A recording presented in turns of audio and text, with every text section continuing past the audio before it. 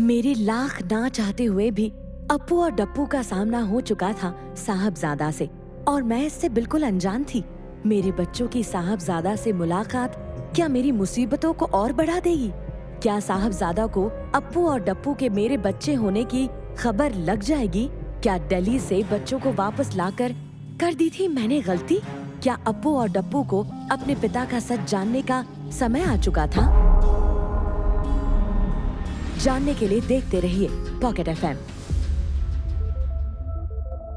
साहबजादा से मिलकर अप्पू और डप्पू वापस प्ले स्कूल पहुंचकर गेट पर मेरे आने का इंतजार करने लगे। अप्पू, आज हम कहाँ गए थे? ये बात मम्मा को मत बताना, वरना हमें बहुत डांट पड़ेगी।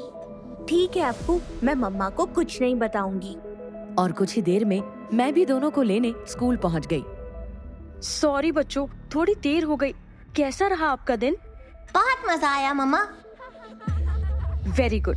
चलो फिर आज हम अपने नए घर में जाएंगे। आप दोनों एक्साइटेड हो? यस मम्मा, लेट्स गो।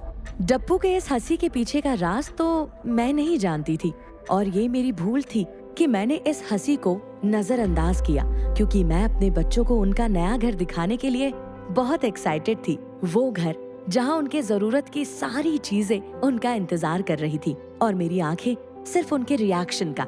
इसी एक्साइटमेंट में हम आखिर अपने घर पहुंच ही गए। अप्पू और डप्पू को लेकर मैं हमारे नए घर पहुंची, और डोर बेल बजाते ही हमारे घर की केयर टेकर ने हमारा वेलकम किया। आइए मैडम। नमस्ते आंटी। बच्चों का रूम साफ हो गया क्या? जी मैडम, बच्चों का कमरा अच्छे से सजा दिया है। वाह मम्मा, ये तो बहुत सुंदर लग रहा है। हाँ, यहाँ तो हम खूब खेल सकते हैं। आई एम ग्लैड तुम दोनों को ये पसंद आया। मम्मा और आंटी ने इसे डेकोरेट करने में बहुत मेहनत की है, और आज से आंटी आपका ध्यान रखेंगी। चलो आंटी को थैंक यू बोलो। Thank you aunty.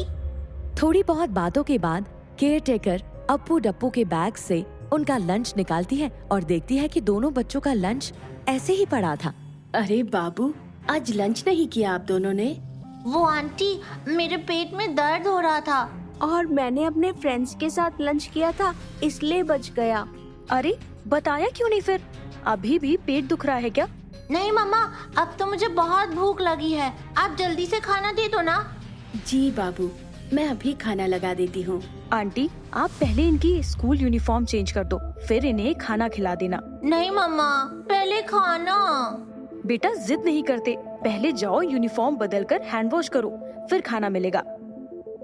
मेरे इतना बोलते ही अप्पू और डप्पू आंटी के साथ अपने रूम की तरफ भागते हैं कि तभी मेरे फोन की घंटी बजती है। मैंने चेक किया तो देखा कि माधुरी का कॉल था। हेलो माधुरी, बताओ। हेलो मैम, एक बैड न्यूज़ है।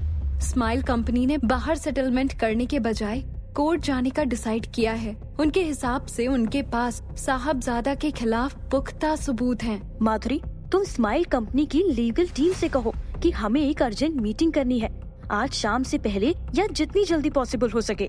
ओके मैम, मैं उनसे बात करके आपको इन्फॉर्म करती हूँ। ओके माधुरी, थैंक्स। हेलो, हाँ गुनगुन, कहो क्या बात है? हेलो सर, एक प्रॉब्लम हो गई है। क्या हुआ गुनगुन? स्माइल कंपनी ने कोर्ट जाने का डिसीजन लिया है। मैं उनसे मीटिंग करूंगी आज, और मेरी पूरी कोशिश रहेगी कि मैं उन्हें बाहर सेटलमेंट करने के लिए मना लूं। ये तो बहुत चिंता की बात है गुनगुन। साहबजादा तो इससे बहुत नाखुश होंगे, और हो सकता है कि वो हमसे केस वापस ले लें, और अगर ऐसा हुआ तो हमें बहुत भारी नुकसान हो जाएगा। सर, मैंने आपको इसीलिए कॉल किया है। मुझे आपसे एक फेवर चाहिए था कि कुछ भी हो जाए, आप प्लीज ये बात साहबजादा को पता चलने मत देना। मैं प्रॉमिस करती हूँ कि आज की मीटिंग में मैं सब सॉल्व कर दूंगी। ठीक है गुनगुन, ये मैं देख लूंगा। तुम्हें और कोई हेल्प चाहिए तो जरूर बताना। जी सर, थैंक यू। बात करने के बाद मैं सीधा केस की डिटेल्स पढ़ने में बिजी हो गई, इस बात से अनजान कि साहबजादा के मन में सिर्फ मेरे बच्चों का ख्याल था। अनजाने में ही अप्पू और डप्पू ने उन्हें एक ऐसी खुशी दे दी थी जो सिर्फ एक बाप को अपने बच्चों को देखकर महसूस होती है। वो खुशी जो साहबजादा को कई साल पहले अपने पापा के गुजरने से पहले होती थी। वो खुशी जो साहबजादा की जिंदगी का हिस्सा होती अगर 5 साल पहले उनके और मेरे बीच ये दूरियां ना आई होती। और इसलिए साहबजादा ने तिवारी जी को अपने केबिन में बुलाया था। इधर साहबजादा अपने केबिन में बैठे अपने ही ख्यालों में खोए ही थे कि तभी तिवारी जी अंदर आए। साहब, आपने याद किया? तिवारी जी, आज हमारे ऑफिस में जो बच्चे आए थे वो मेरे कैबिन तक आ गए थे। मैं माफी चाहूंगा सर। सिक्योरिटी टीम की मीटिंग बुलाकर अभी सबको समझाता हूँ कि ये सिक्योरिटी लैप्स दोबारा नहीं होना चाहिए।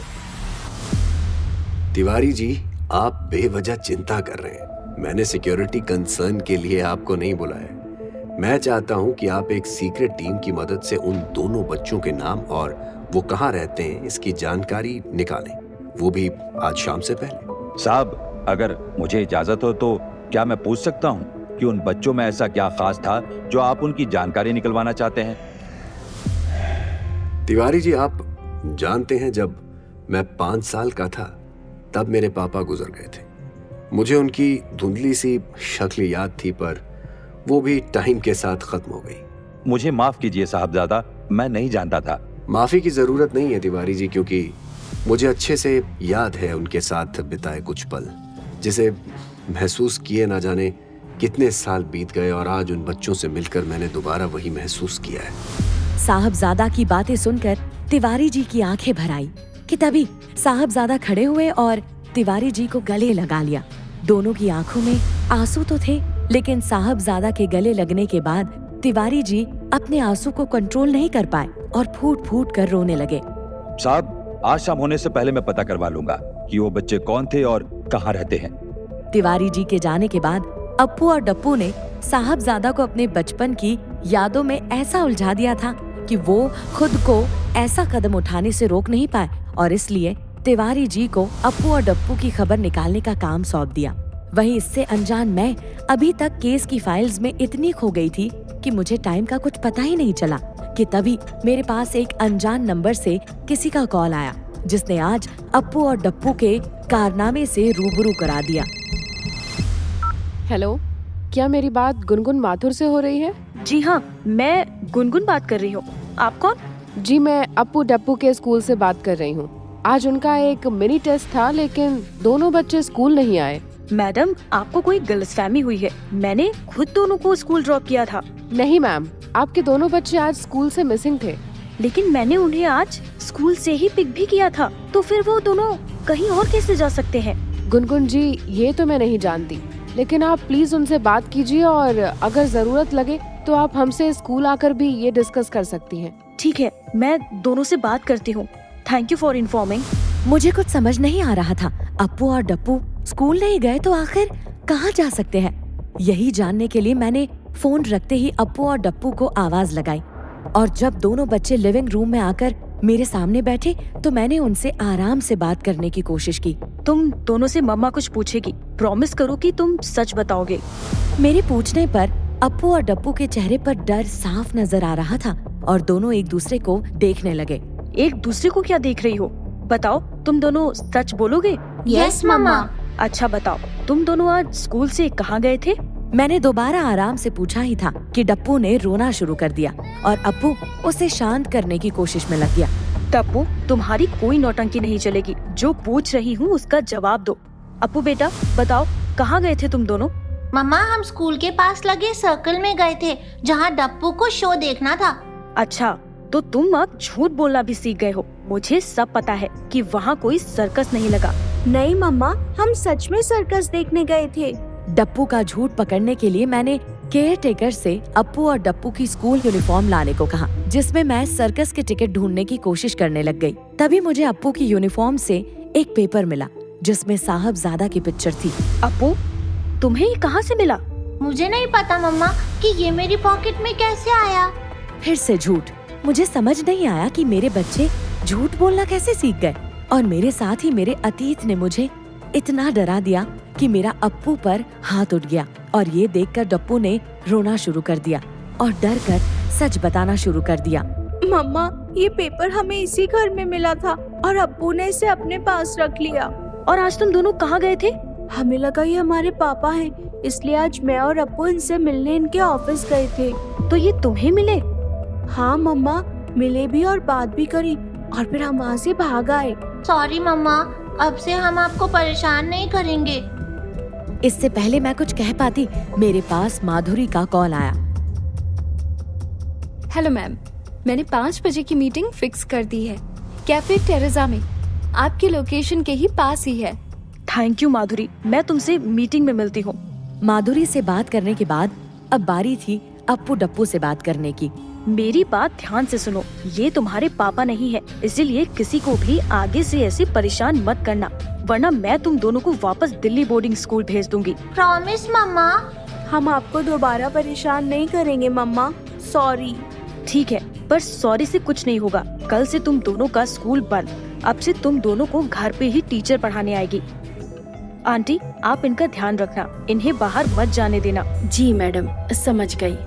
आंटी से अप्पू डप्पू का ख्याल रखने को बोलकर मैंने अपना बैग उठाया और मीटिंग के लिए निकल गई। मेरे मीटिंग के लिए निकलते ही मेरे पीठ पीछे तिवारी जी ने बच्चों की इन्फॉर्मेशन निकलवा ली थी और उन्हें पता चल गया था कि ये बच्चे मेरे साथ ही रहते हैं। जिस चीज का मुझे डर था वही हो रहा था और बिना इन सब की भनक के मैं मीटिंग के लिए कैफे पहुंच गई। कैफे पहुंचकर मैंने देखा तो माधुरी और स्माइल कंपनी के लॉयर्स वहीं बैठे थे। मैंने जल्दी से अपने डॉक्यूमेंट पढ़ने शुरू ही किए थे कि तभी माधुरी ने कहा, मैंने आप सबको यहाँ इसलिए बुलाया है ताकि आप इस केस के बारे में दोबारा सोच लें। इस केस में कोई खास दम नहीं है, आप लोग अपना टाइम वेस्ट कर रहे हैं। होंगी आप देश की बड़ी लॉयर, लेकिन कानून की कुछ किताबें हमने भी पढ़ी हैं। आपकी कानून की समझ पर मुझे कोई डाउट नहीं है, लेकिन क्या मैं जान सकती हूँ आप किस बुनियाद पर कोर्ट जाने की बात कर रहे हैं? हमारे पास साहबजादा का वीडियो है जिसमें उन्होंने स्माइल कंपनी का नाम लेते हुए कहा है कि स्माइल बिस्किट में मैदा होता है। आजकल फेक वीडियो बनाना कोई बड़ी बात नहीं है, ये बात आप भी अच्छे से जानते होंगे। आपको भटकाने के लिए किसी ने नकली वीडियो भेजा है। वो तो हम देख लेंगे, आप साहबजादा की चिंता कीजिए। ये वीडियो कोर्ट में जाने के बाद हमारा ये केस जीतना तय है। आप देख लीजिए, ये वीडियो झूठा निकला तो आपको साहब की कंपनी को दुगने पैसे देने पड़ सकते हैं और हो सकता है कि आपके बिस्किट्स की जांच भी हो। एक गलत कदम और आप चारों तरफ से घिर सकते हैं। इतना कहकर मैंने अपने डॉक्यूमेंट्स उठाए और माधुरी के साथ कैफे से चली गई। लेकिन इस वीडियो की सच्चाई तो मैं भी नहीं जानती थी और आगे स्माइल कंपनी के लॉयर्स का जवाब क्या होने वाला था इसका भी अंदाजा लगाना मुश्किल था, पर ये चांस लेना इस केस के लिए जरूरी था। वहीं मेरे पीठ पीछे साहबजादा ने भी एक चांस मेरे बच्चों पर लिया था, जिसका अंजाम आगे मेरा इंतजार कर रहा था। मेरे बच्चों का सच तिवारी जी से साहबजादा तक पहुंचने में अब ज्यादा देर नहीं थी और इंतजार था तो बस साहबजादा के इस सच पर रिएक्शन का। ये जानने के लिए देखिए अगला एपिसोड सिर्फ पॉकेट एफएम के यूट्यूब चैनल पर। और प्यार, यार और धोखा के सारे एपिसोड्स को सुनने के लिए डिस्क्रिप्शन में दी गई लिंक से डाउनलोड कीजिए पॉकेट एफएम ऐप।